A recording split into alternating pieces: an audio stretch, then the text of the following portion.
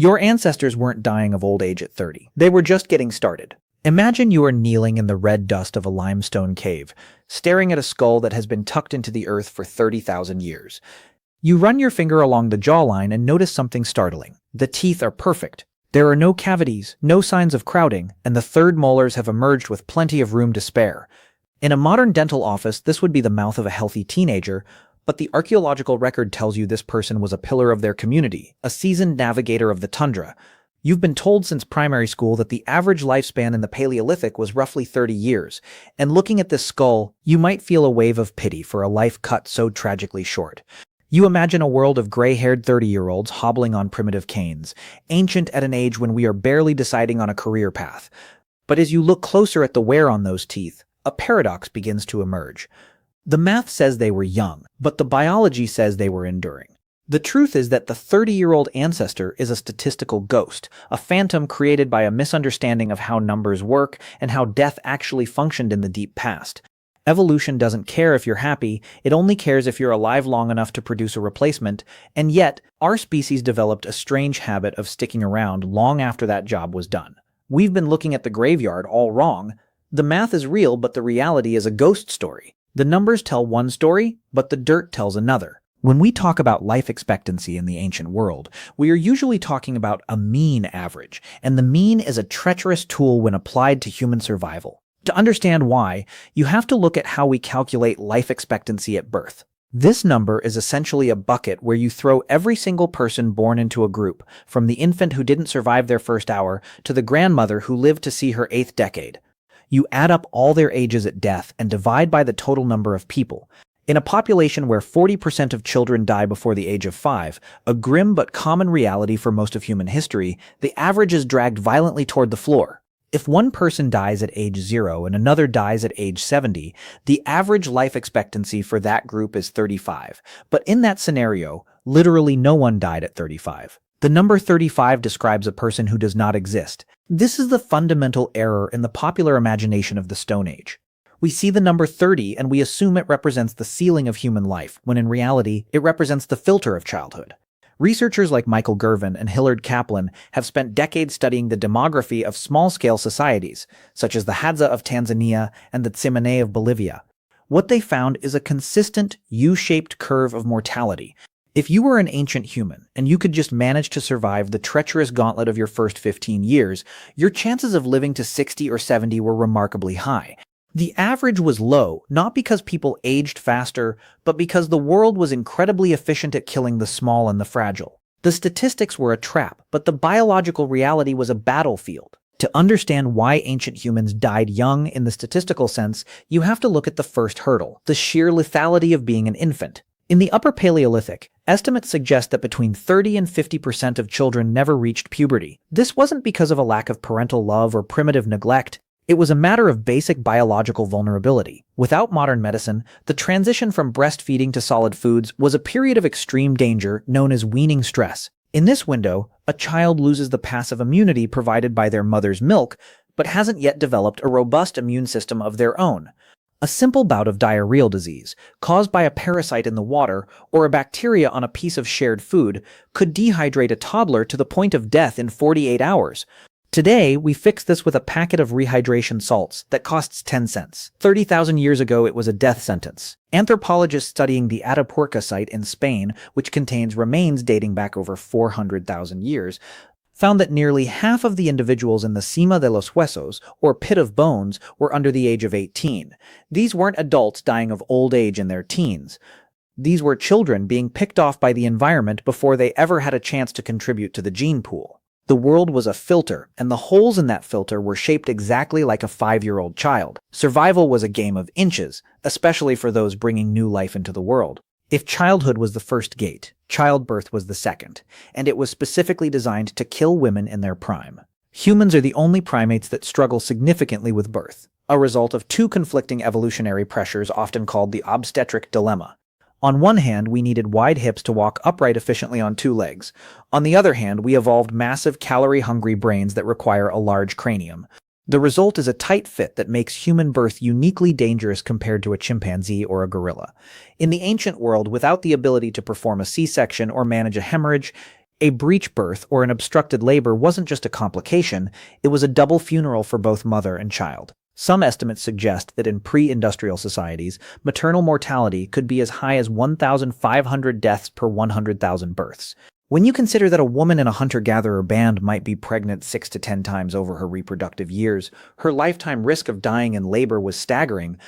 This creates a massive hole in the demographic record where young women simply vanish from the population. We see their absence in the skeletal remains and assume they were old because they were dying, but they were actually victims of a biological trade-off that favored brain size over maternal safety.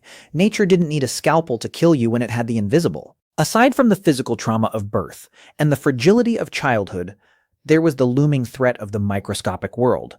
Though it didn't look the way we often imagine. We tend to think of the ancient world as a place of constant plague and pestilence, but this is another misconception.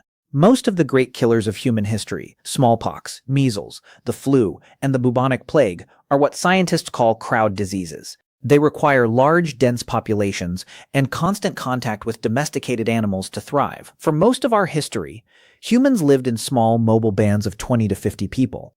If a lethal virus entered a group that small, it would either kill everyone or everyone would become immune, and the virus would have nowhere left to go. It would burn itself out. However, this didn't mean the ancient world was sterile. Our ancestors were plagued by spillover pathogens and chronic infections. A simple scratch from a thorn while gathering tubers could lead to a staphylococcal infection. Without antibiotics, that infection could turn into sepsis within days. We see evidence of this in the Sungir burials in Russia, where individuals from 30,000 years ago show signs of healed bone infections that would have caused months of agonizing pain.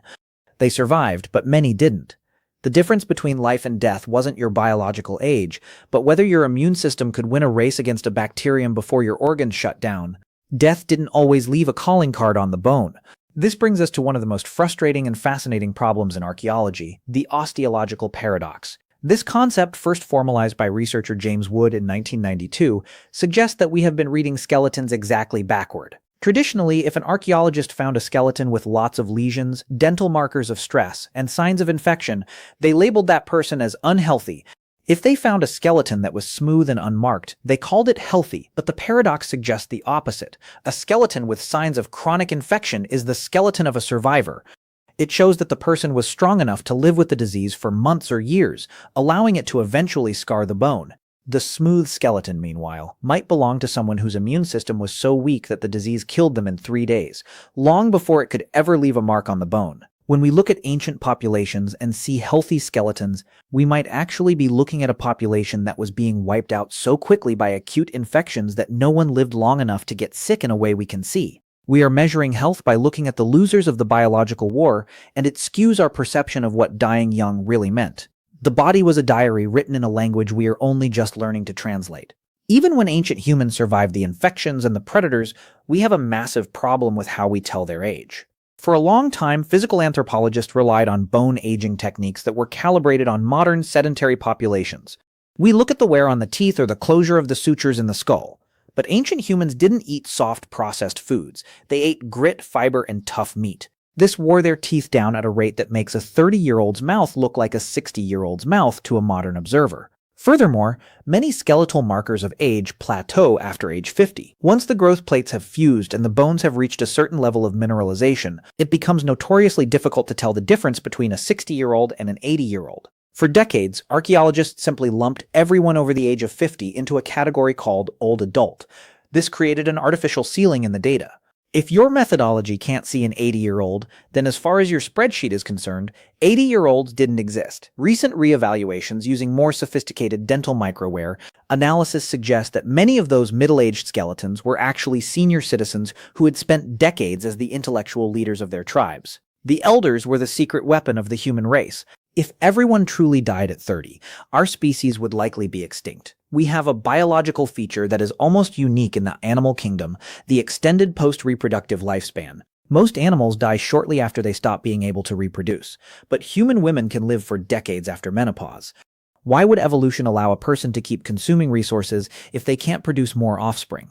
The answer is found in the grandmother hypothesis, championed by researchers like Kristen Hawkes. Her work with the Hadza people showed that grandmothers are the ultimate productivity multipliers. By gathering tubers and processing difficult foods, grandmothers provide the surplus calories that allow their daughters to have children more frequently. More importantly, they are the hard drives of a culture that hasn't invented writing. They remember where the water holes are during a once-in-a-generation drought. They know which roots are medicinal and which are poison. An ancient band with a few 70-year-olds had a massive survival advantage over a band that died at 30. We didn't evolve to die young. We evolved to survive just long enough to become useful as teachers. Longevity wasn't a modern invention, it was an ancient strategy. The shift that truly changed our lifespan wasn't a change in our DNA, but a change in our environment. When we look at the history of human health, we often see a U-turn that happened with the invention of agriculture about 10,000 years ago. Counterintuitively, the first farmers were actually shorter, sicker, and died younger than the hunter-gatherers who came before them. Settled life brought us into constant contact with animal waste, contaminated water, and a narrow grain-based diet that lacked essential vitamins. The Neolithic mortality crisis saw life expectancy drop as people crowded into the first cities. We became a species that lived in our own filth, creating the perfect breeding ground for the epidemics that would define the next several millennia. It took us nearly 10,000 years of city dwelling to figure out the basic hygiene and medicine required to get back to the natural adult lifespan of a healthy Paleolithic hunter-gatherer. We haven't significantly extended the potential maximum age of a human being, which has stayed around 120 years for a very long time. We have simply made it much more likely that you will actually reach the old age that was always waiting for you in your genes.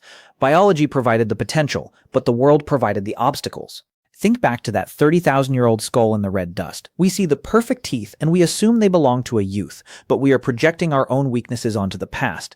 In our world, old is synonymous with decay. We expect the elderly to be frail, their teeth to be gone, their bones to be porous. But in a world without refined sugar, without the sedentary lifestyle of a desk job, and with a diet that required constant mechanical effort, an old person looked different. They were lean, they were calloused, and their bones were dense from a lifetime of movement. They didn't have the luxury of slow decline. When death came for an elder in the ancient world, it was usually quick, a predator, a fall, or a sudden infection. They didn't spend 20 years dying in a bed. They lived at full capacity until the very end. The short life of the ancient human is a myth born of our own success. We have raised the floor of human existence so high that we've forgotten how many bodies it took to build the foundation. We look at the average of 30 and feel superior, but we are failing to see the 70-year-old grandmothers standing behind that number, holding the entire social structure together with nothing but their memory and their grit. The past wasn't a sprint to the grave. It was a hurdles race where the heights were staggering. We are the descendants of the survivors, the ones who made it through the 30% mortality childhoods and the 50% chance births. Every one of us carries the genetic legacy of someone who defied the average. When we ask why ancient humans died young, the answer is that they didn't. Not in the way we think. They died of things that we have forgotten how to fear. They died of a scratched knee, a bad winter, or a baby that was positioned just a few centimeters the wrong way. They didn't die because their bodies were programmed to expire at 30. They died because the world was a high-stakes environment where a single mistake was final. The fact that we are here today, typing on keyboards and watching screens, is proof that their strategy worked. They traded away the safety of the individual for the resilience of the group. They accepted a world where half their children might die so that the other half could live to be sages. We haven't solved aging in the modern world. We have just removed the predators and the parasites that used to do the job for us. We have hollowed out the dangers of the middle years, leaving us with a long, slow climb toward a ceiling that hasn't moved in 100,000 years. The true story of human life isn't found in the average, but in the outliers. Modernity has given us the gift of the boring life, a life where you are almost guaranteed to reach your 60th year regardless of your survival skills. We have decoupled our survival from our utility, but in the ancient world, survival was a daily, active choice. It was a feat of engineering, social cohesion, and biological luck. When we look at the fossil record and see a young population, we are looking at the survivors of a brutal culling process that ensured only the most robust reached adulthood. This was the great sieve of human history. It wasn't a tragedy that they died at 30. The tragedy was that so many died at 3. Those who made it past that mark were some of the toughest organisms to ever walk the earth. They were the masters of an environment that was trying to kill them every hour of every day. To call them short-lived is a profound insult to the complexity of their lives and the depth of their experience. They lived fully, and they lived long enough to pass on the stories that eventually became the civilizations we inhabit today. We are just the beneficiaries of a world that finally stopped trying so hard to kill us before we could grow up. It's time to stop looking at that 30,000-year-old skull with pity. Look again at that tooth, perfect and white, set in the jaw of a person who never knew a dentist, never tasted a soda, and never spent a day in a climate-controlled room. We see that tooth and think youth, because in our world, only the young have things that are unbroken. But that is the ultimate deception of our modern perspective. That tooth isn't perfect because the person was young, it's perfect because the person was a masterpiece of evolutionary design, living in the environment they were built for. In the ancient world, you didn't get to be old by being lucky. You got to be old by being better than the environment. That skull represents a life that was likely twice as long as the average would suggest, a life of trekking across glaciers, of mourning lost children, of teaching grandchildren how to knap flint, and of watching the stars change position over the decades. They weren't a primitive version of us. They were the high-performance prototype. The average life